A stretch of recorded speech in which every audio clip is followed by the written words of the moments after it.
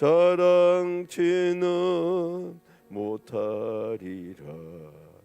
울 가지고 날 씻든지 불 가지고 태우든지 내 양가 박다 닦으사 내 모든 죄 멸하소서.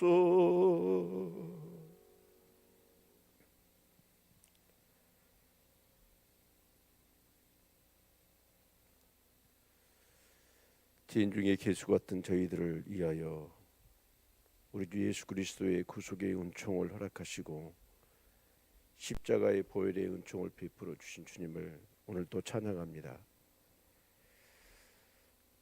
늘 깨어있게 하여 주시고 영적으로 무장하게 하셔서 사단의 유혹들을 이겨내게 하여 주옵시고 늘 성령 충만하여 주님의 그 거룩함을 닮아가는 저희들의 삶이 될 수 있기를 간절히 소망합니다. 하나님, 때가 가다고 하셨고 때문에 세월을 구속하라고 하신 주님, 우리 사랑하는 성도들에게 지혜를 허락하시고 이 시기와 시대를 분별할 수 있는 안목을 주셔서 지금이 어떤 때인지를 깨닫게 하여 주옵소서. 세상에 정신에 휘말리지 않게 하시고 육체의 소욕에 사로잡히지 않게 하시며 오직 은혜에 붙들려 어떠하든지 하나님의 그 부르심에 합당하게 살아가고자 늘 힘쓰는 우리 제들 되도록 도우시기를 간절히 원합니다.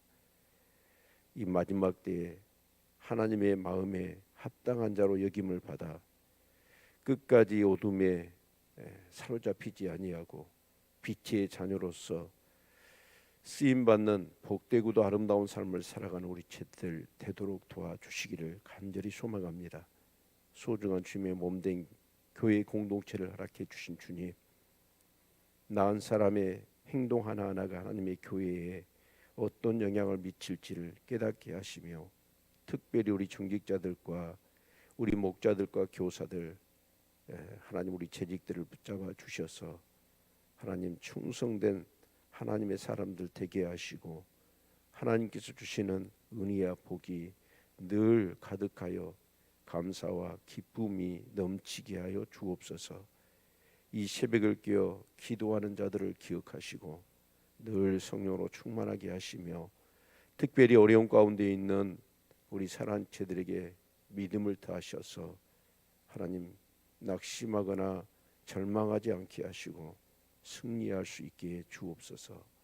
이를 행하는 여호와 그것을 지어 성취하는 여호와를 앙망하며 하나님께 기도하며 힘을 올려드리오니 주님 연락하시고 아들의 소망하는 바 그 뜻하는 바 모든 것들이 하나님의 은혜로 이루어지게 하셔서 정말 가정을 자녀를 사업을 통하여 살아계신 하나님의 영광을 드러내게 주옵소서.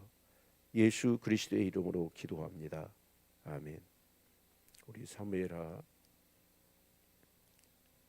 11장 보겠습니다.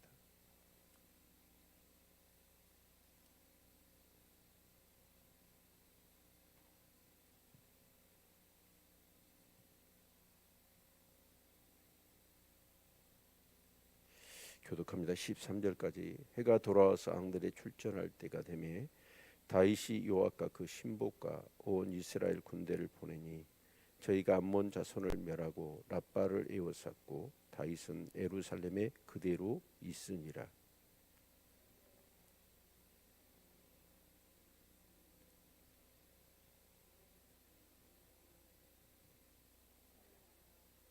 다윗이 보내어 그 여인을 알아보게 하였더니 고아되 그는 엘리압의 딸이요 햇사람 우리아의 아내 밧세바가 아니니까.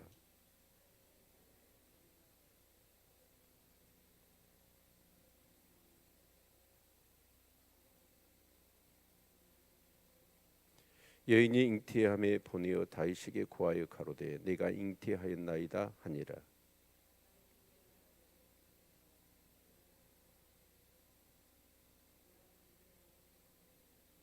우리아가 다윗에게 이르매 다윗이 요압의 안부와 군사의 안부와 싸움에 어떠한 것을 묻고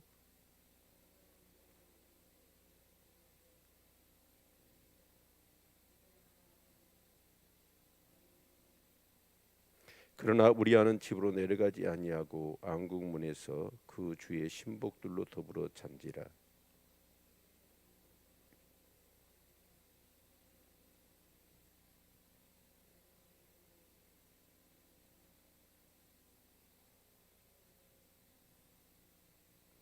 우리아가 다윗에게 고함에 언약궤와 이스라엘과 유다가 영체 가운데 유하고 내 주 여호와과 내 왕의 신복들이 바깥들에 유진하였거늘 내가 어찌 내 집으로 돌아가서 먹고 마시고 내 처와 같이 자리이까. 내가 이 일을 행치 아니하기로 왕의 사심과 왕의 혼의 사심을 가리켜 맹세하나이다.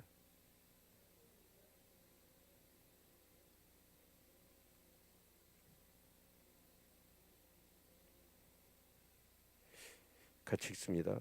다윗이 저를 불러서 저로 그 앞에서 먹고 마시고 취하게 하니 저녁 때에 저가 나가서 그 주의 신복으로 더불어 침상에 눕고 그 집으로 내려가지 아니하니라. 아멘. 손줄로 생각한 자는 넘어질까 조심하라라고 하는 말씀이 너무나 뚜렷하게 생각나게 하는 그런 본문의 내용이 아닌가 싶습니다. 다윗의 개인적으로 생각하면 이 사건이 일어난 그 모든 것 아마 평생의 다윗의 삶 속에서 두고두고 이 일만 없었다면 하는 생각이 제 생각으로는 하루에도 수십 번씩 들었을 것 같아요. 그렇게 다윗이 왕이 되기 전에 하나님 앞에서 살려고 몸부림쳤고 왕이 되고 나서도 자기가 왕 되는 것을 포기하고 하나님이 왕 되셔야 된다라고 하며 어떻게 하든지 하나님 앞에서 살려고 몸부림쳤던 다윗입니다. 그런데 그런 다윗에게 찾아오는 유혹, 그것은 그 블레셋 수많은 장구 골리앗도 무너뜨리고 전쟁하면서 백전백승했던 다윗이었거든요. 모든 것을 싸워서 이겼습니다.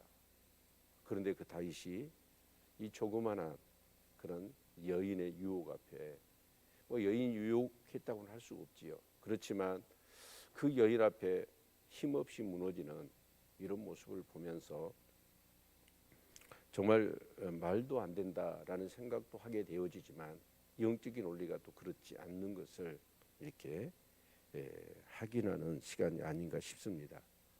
다윗이 언제 무엇 때문에 어떻게 무너졌는지 그리고 그의 죄가 어떻게 장성해가고 결국 다윗의 그런 삶 가운데 그 죄로 인한 결과가 얼마나 치명적이었는가라는 것들을 이렇게 살펴보면서 오늘 또 다시 한번 기도하며 우리의 그런 마음을 주님 앞에 바로 세우는 귀한 이 새벽의 시간이 되었으면 좋겠습니다. 여기 1절부터 읽어볼까요? 1절 읽어보시겠습니다. 해가 돌아와서 왕들의 출전할 때가 되매 다윗이 여호와과 그 신복과 온 이스라엘 군대를 보내니 저희가 암몬 자손을 멸하고 랍바를 에워쌌고 다윗은 예루살렘에 그대로 있으니라. 10장을 보면 이 암몬 왕 나하스의 아들 한눈과의 이 은총을 베풀잖아요. 그런데 한눈이 은총을 받아들이지 않고 전쟁을 합니다. 특히 아람 군대를 용병으로 이렇게 사서 결국은 전쟁을 하는데 이 지게 되지요. 그런데 중동 지역은 어떤 게 있냐면 우기 때는 서로 중동 사람들이 약조를 했답니다. 그게 뭐냐면 역사적으로 전쟁을 하지 않아요. 그러니까 우기가 되어지면 어쩌냐면 전쟁을 멈춥니다. 그러니까 지금 이 암몬과 전쟁을 하게 됐잖아요. 불가피하게 다윗이. 그래서 이 아람 사람의 용병을 데리고 와서 전쟁을 하는데 이제 거의 이겼습니다. 그러니까 아람 사람은 돌아갔겠지요. 그래서 이제 암몬만 남았는데 여기 보니까 암몬의 랍바라고 그러면 암몬의 수도입니다. 그러니까 모든 성은 다 함락하고 이 랍바 수도였던 그 성만 남아 있는 것이죠. 그러니까 암몬은 이제 거의 이렇게 무너지기 직전인 것입니다. 그런데 이제 우기가 되니까 딱 멈춘 거예요. 우기는 대부분 이스라엘에서 11월부터 3월까지가 우기거든요. 그리고 4월부터 9월까지는 건기입니다. 그래서 이 건기가 시작되어지자 다시 이제 왕이 출전할 때란 말이 바로 그런 뜻입니다. 건기가 시작되는 거예요. 그러면 이제 전쟁했던 전쟁이 다시 시작되는 거거든요. 그래서 이제 왕이 출전을 해야 돼요. 그런데 아마 이제 암몬은 거의 다 무너져가고 수도성 하나만 남아 있는데 요압이 얼마나 전쟁을 잘합니까? 그러니까 요압 히야의 장수들을 보내가지고 이제 라팟을 처리하도록. 그래서 이 다윗은 이 안궁에 남아 있었던 것 같습니다. 그래서 이 2절 보면 저녁 때 다윗이 그 침상이 드러난 안궁 지붕에서 거닐다가 그곳에서 보니 한 여인이 목욕을 하는데 심히 아름다워 보이는지라. 이 저녁에 어떻게 합니까? 때 다윗이 침상에서 일어났어요. 대부분 침상에서 아침에 일어납니까? 저녁에 일어납니까? 아침에 일어나죠. 그런데 장수들 병사들 다 전쟁 보내놓고 자기는 이제 모처럼 한가하게 이제 그런 시간을 보내는데 아마 낮잠을 잤던 것 같아요. 그리고 나서 이제 이 저녁 때 침상에 일어나서 왕궁이니까 거기에 뭐 이렇게 높은 데 있지 않겠습니까? 그런데 이렇게 보니까 어떤 여인이 목욕을 하고 있는 거예요. 그런데 그게 보니까 심히 아름다웠다라는 것이죠. 예. 그래서 다윗이 사람을 보냅니다. 이 여인이 이렇게 그걸 보았다면 여러분 이렇게 그냥 넘어갈 일이지 사람을 시켜서 보낼까요?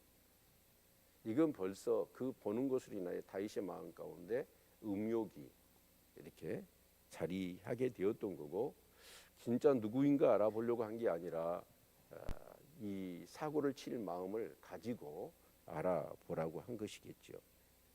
그래서 그 사람이 가서 알아보고 보고를 하는데 그게 이 3절입니다. 3절을 보면 다윗이 보내어 그 여인을 알아보게 하였더니 고하되 그는 엘리압의 딸이요 햇사람 우리아의 아내 밧세바가 아니니까. 여러분 이 얘기가 뭐냐면 참 이렇게 심부름을 보고 알아서 보고한 사람이 참 지혜로운 사람 같아요. 왜 그러냐면 정말 이 여인은 건드려서는 안 됩니다 라는 얘기예요. 왜 그러냐면 두 사람이 지목되고 있습니다. 엘리압의 딸이요 우리아의 아내입니다 라고 얘기해요. 그러면 우리 사무엘하 23장을 한번 볼까요? 사무엘하 23장.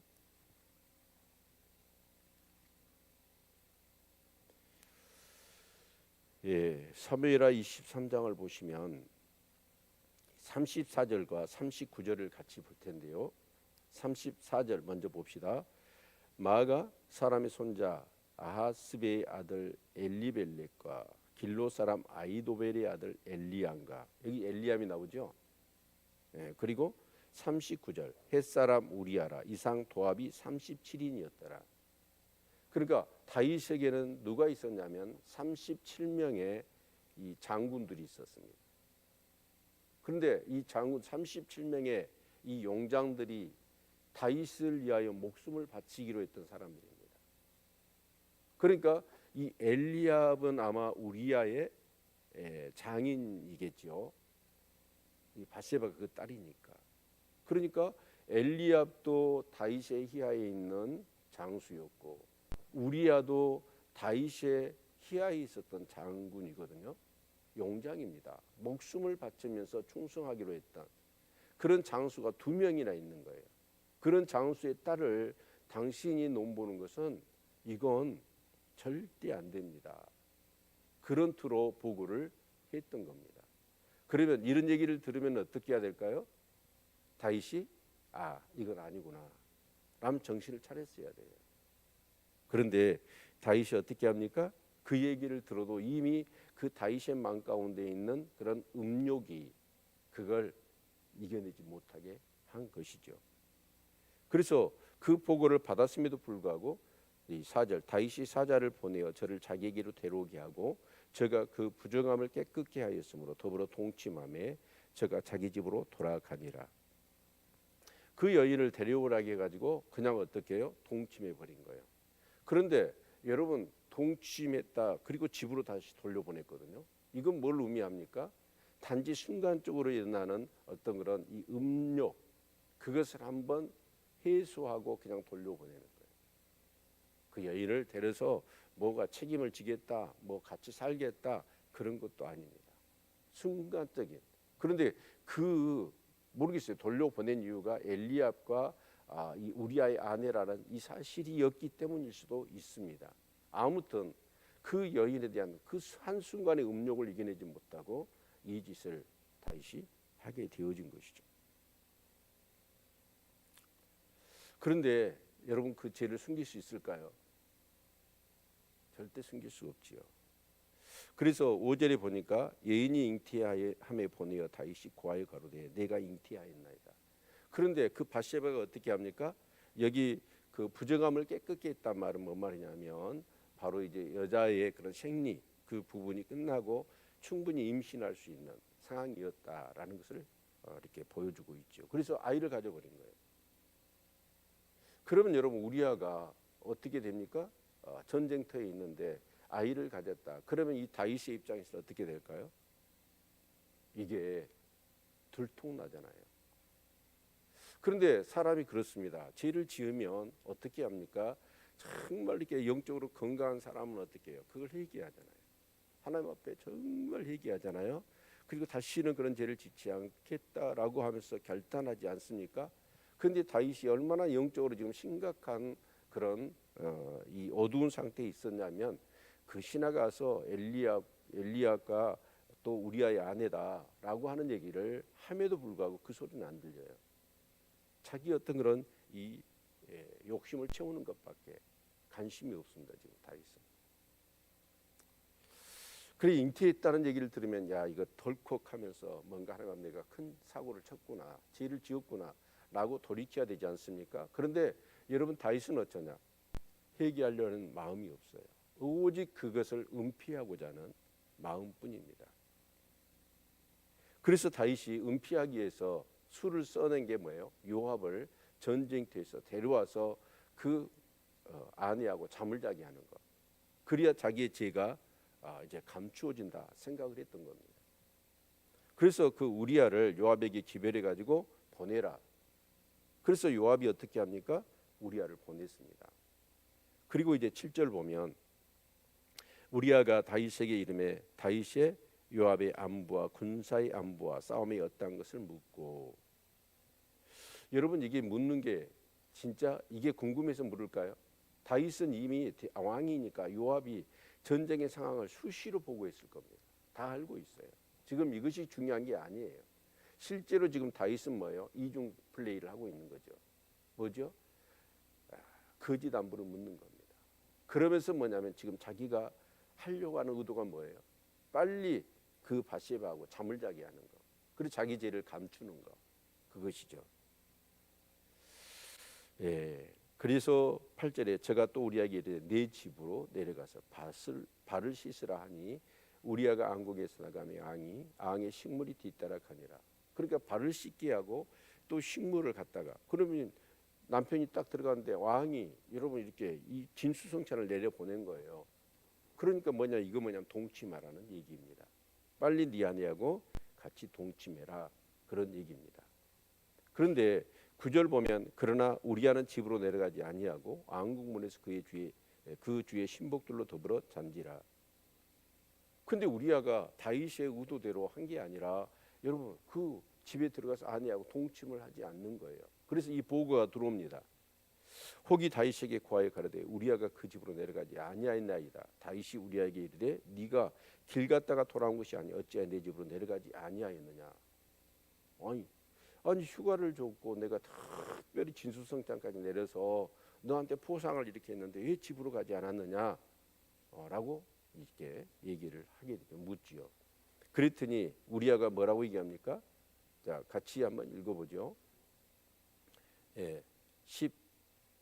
11절인가요? 같이 읽습니다. 시작. 우리아가 다윗에게 고하되 언약궤와 이스라엘과 유다가 영체 가운데 유하고 내 주 여호와과 내 왕의 신복들이 바깥들에 유진하였거늘 내가 어찌 내 집으로 가서 먹고 마시고 내 처와 같이 자리이까. 내가 이 일을 행치 아니하기로 왕의 사심과 왕의 혼의 사심을 가리켜 맹세하나이다. 우리아가 어쩌냐면 지금 아마 이제 하나님의 법궤를 이 전쟁통에 아마 가지고 갔던 것 같아요. 그리고 요압도 장군들도 병사들도 다 지금 싸우고 있는데 내가 어떻게 내 집에 가서 아내하고 잘 수 있겠느냐라고 지금 얘기하는 거예요. 여러분 이 얘기를 들었을 때 다윗이 만약에 평소에 다윗 같으면 어땠을까요? 이걸 하나님의 음성으로 들을 수 있었어요. 아, 지금 저 우리아가 저렇게 충성하는데 나는 지금 뭐냐? 라고 하면서 뭔가 그걸 하나님의 음성으로 듣고 자기의 어떤 그런 죄를 더 이상 덮으려고 하지 않고 뭔가 하나님 앞에 회개해야 되겠다라고 하는 그런 하나님의 음성으로 들어야 될 텐데 이 다윗은 듣지를 못해요. 왜 그럴까요? 이 죄라는 게 그렇습니다. 그 저 여인이 누구인지 알아봐라 라고 했을 때 엘리야의 딸이요 우리아의 아내입니다 라고 얘기를 들었을 때 1차적으로 하나님이 어떻게 해요? 다윗한테 말씀하신 거예요. 근데 그 음성이 하나님 음성으로 들리지 않습니다. 또 죄를 범했어요. 그것을 은폐하려고 그러잖아요. 근데 우리아의 모습을 보면서 다윗은 충분히 하나님 음성을 들을 수 있었습니다. 그런데 그 소리도 들리지 않아요.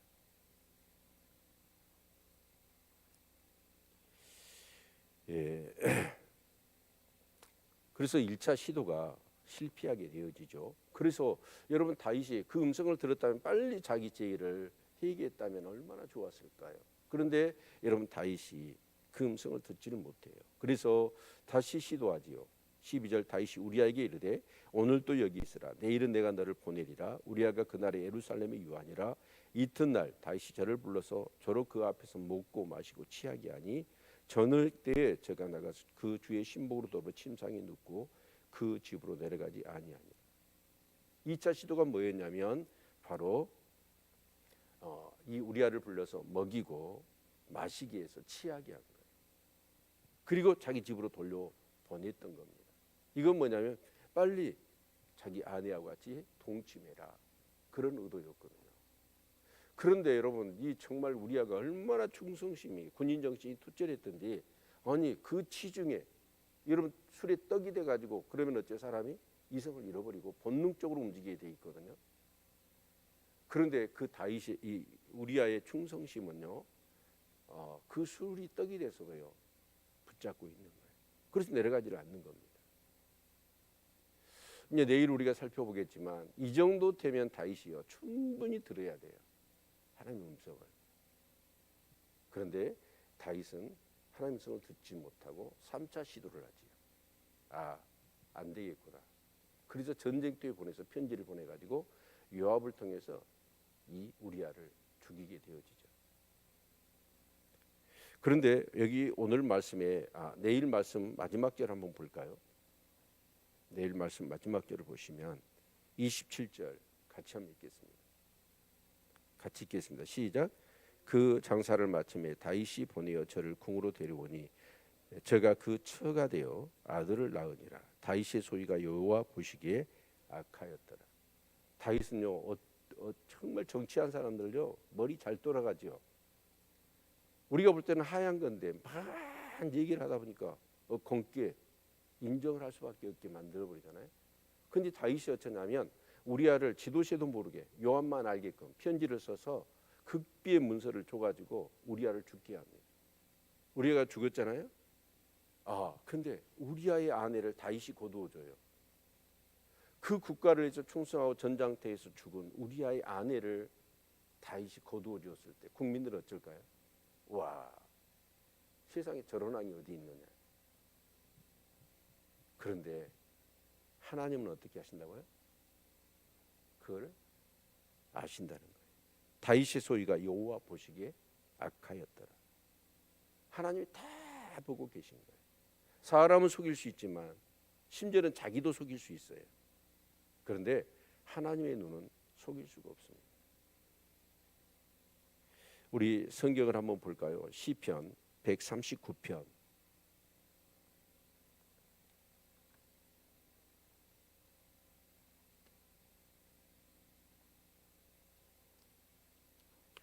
139편을 보시면 1절로 11절 같이 한번 읽겠습니다.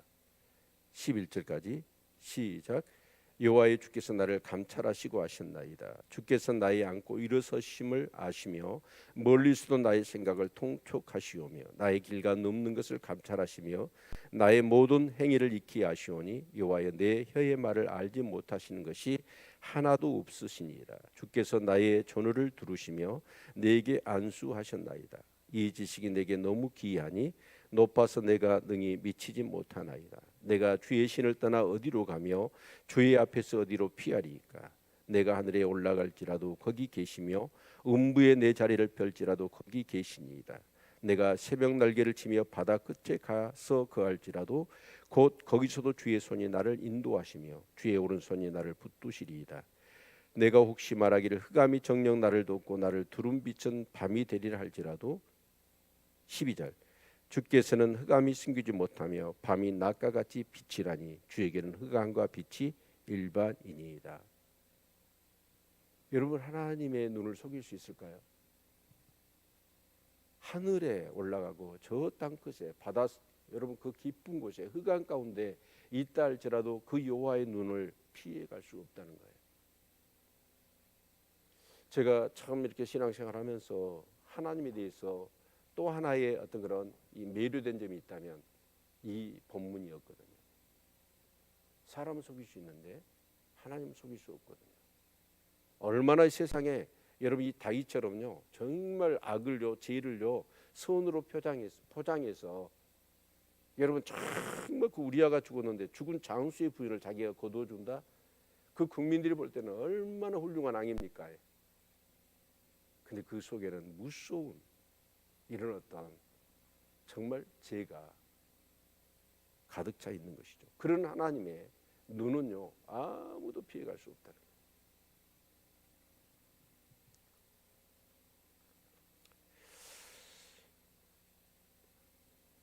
다윗의 소리가 여호와 보시기에 악하였더라.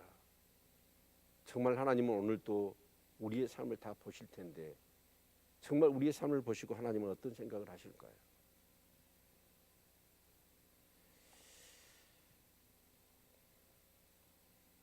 정말 다윗이 어떤 사람이었습니까? 앙이 되기 전에 앙이 된 이후에서도 정말 하나님 앞에 살기로 그랬던 사람인데 그 엄청난 전쟁에서도 백전백승했던 그런 용장 중에 용장이요 성군 중에 성군 아닙니까?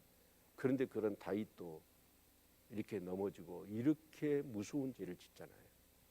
그런데 우리가 기억해야 될 것은 뭐냐면 다윗이 이 죄를 짓고 나서 그 이후로부터 죽는 순간까지 아니 죽어서도 그 후손들 가운데 그 죄의 결과가 얼마나 비참했고 얼마나 무서웠는가 우리가 생각한다면 여러분 끔찍합니다.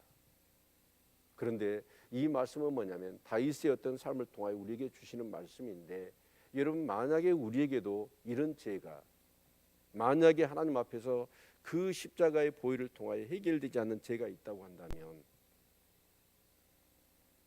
우리가 어떻게 하나님 앞에 봉사하고 헌신한다 할지라도 그 죄로 인하여서 우리의 삶 가운데 얼마나 많은 하나님의 축복이 여러분 그리고 은혜가 상실되어지고 어떻게 보면 그것이 근거가 되어 정말 사단이 우리의 삶 가운데 장난을 칠 수도 있습니다.